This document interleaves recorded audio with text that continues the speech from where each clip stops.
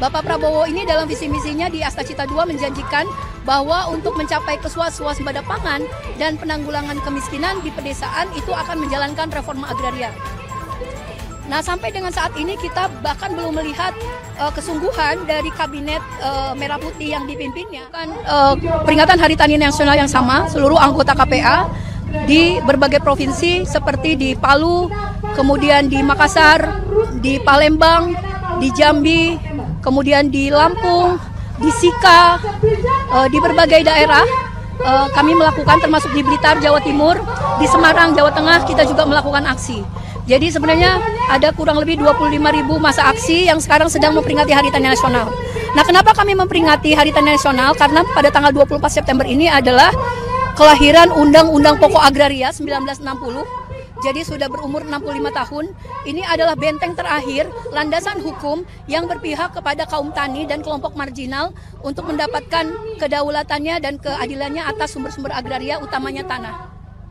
Jadi kami ingin mengingatkan kepada pemerintahan Prabowo yang baru berjalan yang sudah berjalan kurang lebih 1 tahun terakhir ini masih belum memperhatikan secara sungguh-sungguh, bahkan banyak sekali terjadi paradoks kebijakan yang sebenarnya kontraproduktif terhadap janji pelaksanaan reforma agraria.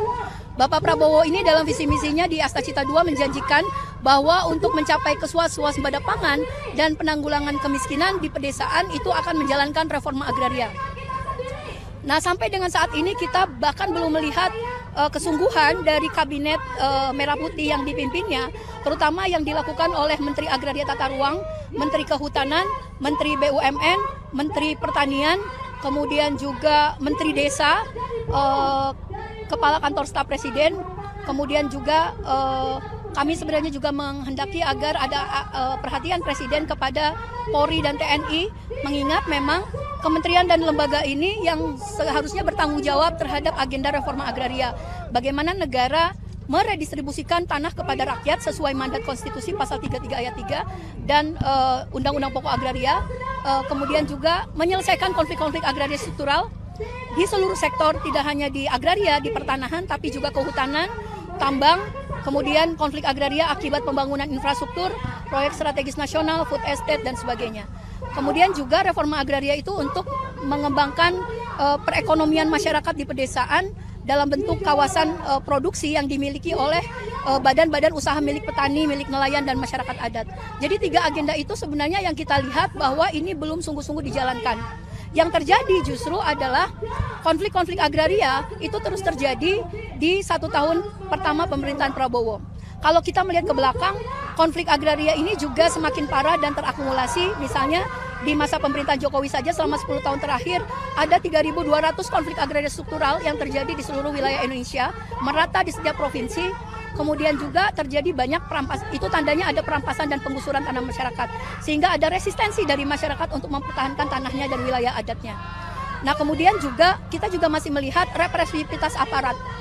Jadi pada aksi Hari Tani Nasional ini kita juga tidak hanya menyoroti soal Presiden dan kabinetnya yang belum menjalankan reforma agraria, tapi juga cara-cara lama, langgam-langgam lama penanganan konflik agraria dengan pendekatan yang represif, intimidatif, dan melakukan banyak teror, itu masih dilakukan oleh aparat kepolisian.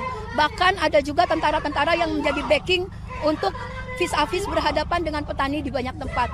Jadi memang reformasi Polri, TNI juga harus diarahkan dalam konteks bagaimana menghentikan pelibatan aparat keamanan seperti Polri dan TNI untuk terlibat dalam proses-proses penanganan konflik agraria. Karena pendekatan mereka sangat legalistik, justru rakyat yang dianggap ilegal, petani yang dikriminalisasi, nelayan yang diteror, masyarakat adat yang diteror. Jadi pendekatan-pendekatan itu yang ingin kita pastikan tidak lagi digunakan dalam sisa 4 tahun pemerintahan ke depan. Kemudian kita juga mengkritisi bahwa pimpinan DPR, seluruh komisi, fraksi, itu juga belum sungguh-sungguh ingin menuntaskan konflik-konflik agraria. Jadi selama ini banyak sekali kanal-kanal pengaduan penyelesaian konflik agraria. Kaum tani, masyarakat adat itu sudah mengadu ke banyak tempat dari tingkat kabupaten, provinsi, sampai tingkat pusat. Semuanya sudah diadukan. Kementerian Kehutanan, Kementerian Agraria, BUMN, dan seterusnya. Tapi itu tidak dilakukan. Jadi yang kami simpulkan adalah untuk penyelesaian konflik agraria itu banyak kanal pengaduannya, tetapi tidak ada kanal penyelesaiannya. Jadi konflik itu hanya dikumpulkan saja, diakumulasi, kemudian macam pemadam kebakaran ketika ada korban, ketika sudah ada jatuh korban dan menjadi highlight dari media massa, maka baru kementerian akan turun, kepolisian akan turun, seolah-olah akan menuntaskan. Tetapi banyak akar masalah itu tidak dituntaskan. Nah, kemudian juga fungsi pengawasan dari DPR. DPR ini sebenarnya harus kita kritik karena soal misalnya tadi apa yang saya sampaikan soal mereka merasa menjadi korban dari penjarahan-penjarahan rakyat pada aksi-aksi dari sejak tanggal 25 sampai 30. Padahal di kampung-kampung, di desa-desa, justru penjarahan yang paling nyata itu terjadi di wilayah-wilayah konflik agraria. Jadi sebagian banyak penerbitan perpanjangan pembaruan HGU konsesi perkebunan kepada para perusahaan badan-badan usaha skala besar. Kemudian juga hutan tanaman industri, izin tambang, kemudian juga pengadaan tanah untuk PSN, kawasan ekonomi khusus, food estate itu juga tetap dijalankan. Kemudian di sisi lain, kita juga ingin memastikan bahwa DPR juga memastikan peran evaluasinya kepada kinerja kementerian ini. Jadi itu juga indikator kita untuk mengecek sebenarnya apakah DPR RI ini itu bekerja betul-betul. Karena memang kita juga mendorong agar DPR ini membentuk pansus reforma agraria. Kenapa harus ada pansus reforma agraria di DPR? Karena konflik agraria dan reforma agraria ini tidak bisa diletakkan pada satu kementerian saja, lintas kementerian. Jadi lintas komisi juga di dalam DPR RI, sehingga pansus akan memungkinkan komisi-komisi yang di lintas komisi itu bisa bekerja sama untuk memanggil menteri-menteri terkait seperti agraria, pertanian, kehutanan, BUMN, bahkan kepolisian untuk memastikan agenda reforma agraria ini segera dijalankan. Mungkin itu kawan-kawan semuanya. Mbak, bagaimana RUU reforma agraria? Apakah sudah ada update dari DPR? Ya, sampai dengan saat ini, ketika di awal pemerintahan Prabowo, termasuk pasca pemerintahan DPR dilantik, kita mengupayakan agar RUU reforma agraria ini masuk. Tetapi akhirnya tidak masuk bahkan ke long list, ke daftar panjang dari prolegnas. Justru yang terjadi adalah ada di long list atau di daftar panjang legislasi itu adalah upaya untuk melakukan revisi terhadap Undang-Undang Pokok Agraria yang pada hari ini kita peringati sebagai undang-undang yang berpihak kepada petani. Justru itu akan direvisi dan ada di dalam daftar panjangnya prolegnas saat ini. Alasan DPR yaitu masih long list, masih bisa ditunda, tetapi bagi kami dengan masuknya upaya sekelompok orang, segelintir elit bisnis politik yang ingin mendorong upaya revisi Undang-Undang Pokok Agraria, ini menandakan bahwa orientasi ekonomi politik kita itu akan semakin diarahkan pada ekonomi politik yang sangat kapitalistik dan liberal. Jadi bagaimana tanah untuk sebesar-besarnya kalangan investor, elit bisnis dan elit politik. Sehingga dari sejak UU-PA lahir sejak 60 itu selalu dirongrong, sejak Orde Baru dibekukan. Kemudian dilahirkan Undang-Undang Penanaman Modal Asing, Undang-Undang Pokok Kehutanan, Undang-Undang Pokok Minerba, yang itu mengkapling-kapling tanah dan sumber daya alam kita. Nah, sekarang ada kelompok-kelompok yang sedang upaya mendorong. Meskipun masih ada di daftar panjang prolegnas, buat kami ini alarm, tanda bahaya.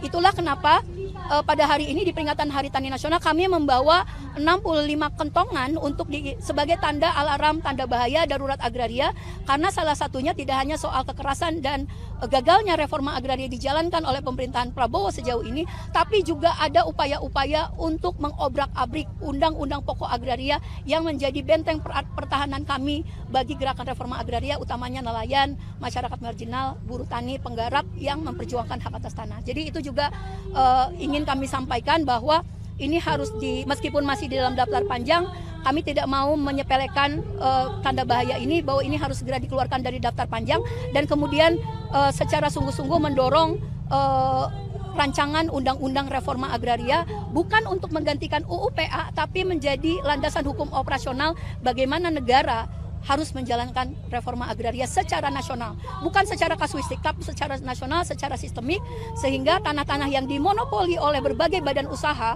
berbagai kelompok-kelompok elit bisnis politik, misalnya seperti 7,3 juta tanah terlantar, kemudian ada 60 keluarga konglomerasi yang memonopoli kurang lebih 26,8 juta hektar, kemudian 20.000 desa yang masih di dalam klaim-klaim kawasan hutan itu, itulah yang kita pastikan ada landasan hukumnya RUU Reforma Agraria. Mbak, ada rencana buat ketemu sama anggota pimpinan dewan? Ya, sebenarnya kami itu memang dihubungi dan berkomunikasi dengan DPR RI. Jadi kami menginginkan tentu yang menerima kami jika memang akan diterima adalah hanya pimpinan-pimpinan DPR. Kami nggak mau, bukan pimpinan DPR. Sudah ada ini Mbak info di dalam Janjinya begitu, tetapi ada syarat lainnya bahwa pimpinan DPR juga harus memastikan kalau memang kami mau menyampaikan aspirasi di dalam, itu harus memanggil seluruh menteri lembaga yang bertanggung jawab terhadap agenda reforma agraria, redistribusi tanah dan penyelesaian konflik agraria. Jadi kalau menteri-menteri itu tidak hadir atau bukan pimpinan DPR yang menemui kami, maka kami tidak akan masuk.